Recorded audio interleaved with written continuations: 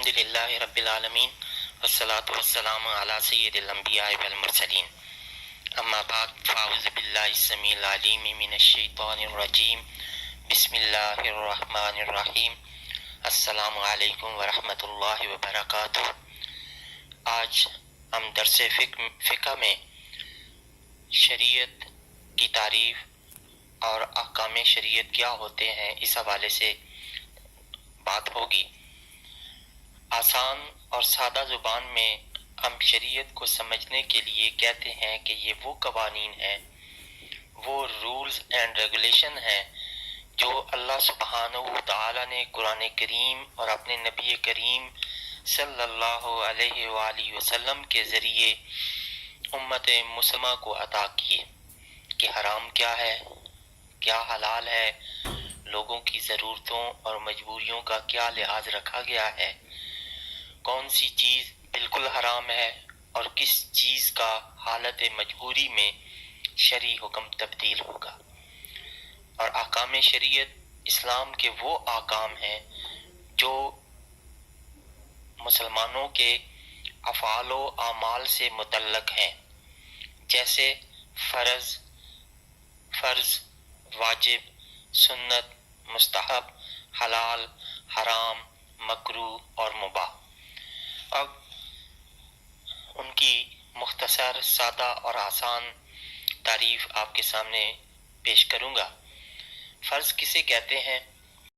وہ حکم جو قرآن و سنت کی ایسی دلیل سے ثابت ہو جو دلیل قطعی اور یقینی ہو، اور وہ اس حکم پر قطعاً اور یقیناً دلالت کرتی ہو، جیسے نماز، روزہ، حج، زکوٰۃ، اور بغیر عذر کے چھوڑنے والا گناہگار اور اس کی فرضیت کا انکار کرنے والا کافر کہلائے گا۔ فرض کی بھی دو قسمیں ہیں، ایک فرض عین جس کا ادا کرنا ہر مسلمان پر فرض ہے، جیسے نمازیں وغیرہ۔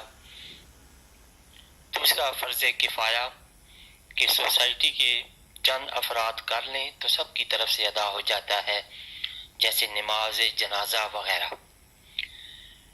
واجب کسے کہتے ہیں؟ واجب ایسا حکم ہوتا ہے جو دلیل ظنی سے ثابت ہو، جس کے ثابت ہونے میں ظن ہو، یقین نہ ہو، یا ثابت ہونے میں تو یقین ہو لیکن جس حکم کے لیے آئی ہے اس پر اس دلیل کے دلالت کرنے میں یقین نہ ہو بلکہ ظن ہو۔ اس کے ادا کرنے پر ثواب اور چھوڑنے پر سزا ملتی ہے، لیکن اس کے وجوب کا انکار کرنے والا کافر نہیں کہلائے گا، مثلا نماز وتر وغیرہ۔ سنت کسے کہتے ہیں؟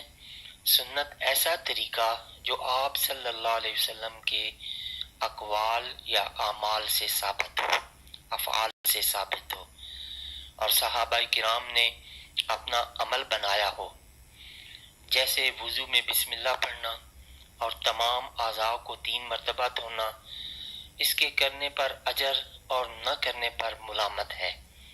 سنت کی بھی 2 اقسام ہیں، ایک سنت مؤکدہ یعنی ایسا عمل جسے نبی کریم صلی اللہ علیہ وسلم نے اور آپ کی پیروی میں صحابہ نے کبھی بھی نہ چھوڑا، مثلا فجر اور ظہر کی پہلی سنتیں۔ دوسرا سنت غیر موقدہ ہے، یعنی ایسا عمل جسے نبی کریم صلی اللہ علیہ وآلہ وسلم نے اور آپ کی پیروی میں صحابہ نے اکثر عمل کیا ہو لیکن بغیر عذر کے کبھی کبھی چھوڑا ہو، مثلا عصر اور عشاء کی پہلی 4 سنتیں۔ مستحب کسے کہتے ہیں؟ مستحب ایسا عمل ہے جسے نبی کریم صلی اللہ علیہ وسلم نے اور آپ کی پیروی میں صحابہ نے کبھی کیا ہو اور کبھی چھوڑا ہو، جس کے کرنے والے کو ثواب ہوگا اور نہ کرنے والے کو گناہ اور عذاب نہیں ہوگا، جیسے نوافل وغیرہ۔ حرام کسے کہتے ہیں؟ ایسا عمل جس کی ممانعت دلیل قطعی سے ثابت ہو اور اس کو بلا عذر کرنا والا گنہگار ہوگا اور حلال سمجھنے والا کافر ہوگا، مثلا شراب پینا، جھوٹ بولنا، وغیرہ. آگے مکروہ کسے کہتے ہیں؟ مکروہ وہ شے یا عمل جس کے ترک کرنے کا مطالبہ حتمی اور لازمی طور پر نہ کیا گیا ہو. پھر مکروہ کی 2 قسمیں ہیں.